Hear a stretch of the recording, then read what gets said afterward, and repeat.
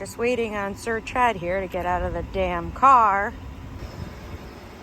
What are you doing? I'm trying to text some of our managers to follow up on a few things. Can you...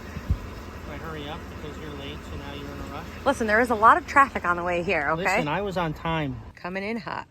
Hey everybody, it's Chad from Teton Brown. We're back at Pam's house showing off our lawn transformation, and unfortunately it hasn't gone very well, but sometimes that's just the way it goes. So if you guys remember, we were here early in the spring.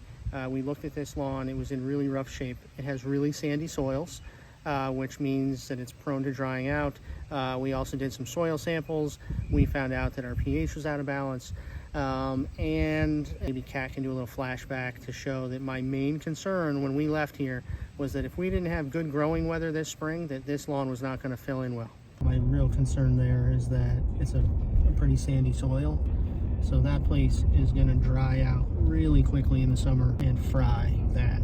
It's May. The weather could turn on a dime at any point. This grass isn't going to have a chance to really establish and really grow a deep root zone. There's no irrigation to support it, so all of our efforts this spring could go right out the window with a hot summer. And guess what? We didn't have good growing weather. The month of April was on the cold side. Germination was really slow to happen. The month of May and the first half of June were exceptionally dry, which means seed didn't really grow. So we seeded this lawn, everything we should do to make it happen, put down some fertilizer. We actually came back and did additional seeding work because it didn't fill in the way we had hoped. That's standard procedure for us.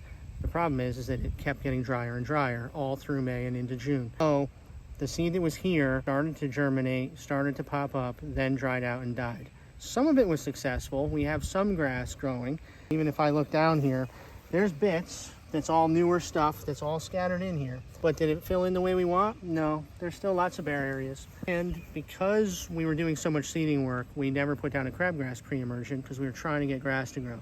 So now we have a nice mix of crabgrass and what I will say is good grass. But again, not what we wanted. Sometimes this is what happens when you don't have irrigation to support a lawn and Mother Nature doesn't cooperate. You just have to make the best of what you have. So at this point, we keep working with this lawn. We keep dealing with our pH. We keep fertilizing to strengthen the grass that is here. And heading into fall, we work on getting rid of this crabgrass and aerating and seeding again, which would be ideal for fall growing season, and focus on turning this lawn around this fall. You have hopes that this lawn will get better? Oh, lots of hopes. Mother Nature plays a big role. At this point, you really don't know what you're going to get. Right? We wouldn't have suspected that the month of May would have been as dry as it was. I would not suspect that September, October would be dry. But guess what? Last September and October were very dry. It was actually the driest on record for our area. That happens again, it's really not helping us. And again, when you don't have water to support new seed, it's really not going to germinate. It's not going to grow. It takes way longer. So we need a little cooperation here from Mother Nature, or we need hoses out here all the time. I don't know how realistic that is from the homeowner's perspective to be out here every night dragging hoses around. All right, follow me over here. We'll take a look at some more.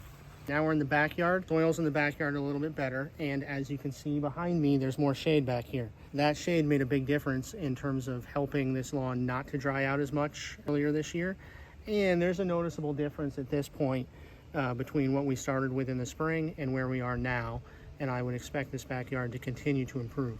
I just wish the front yard had made the same progress as the back. We'll follow up next time with more updates. I'll meet you on the lawn.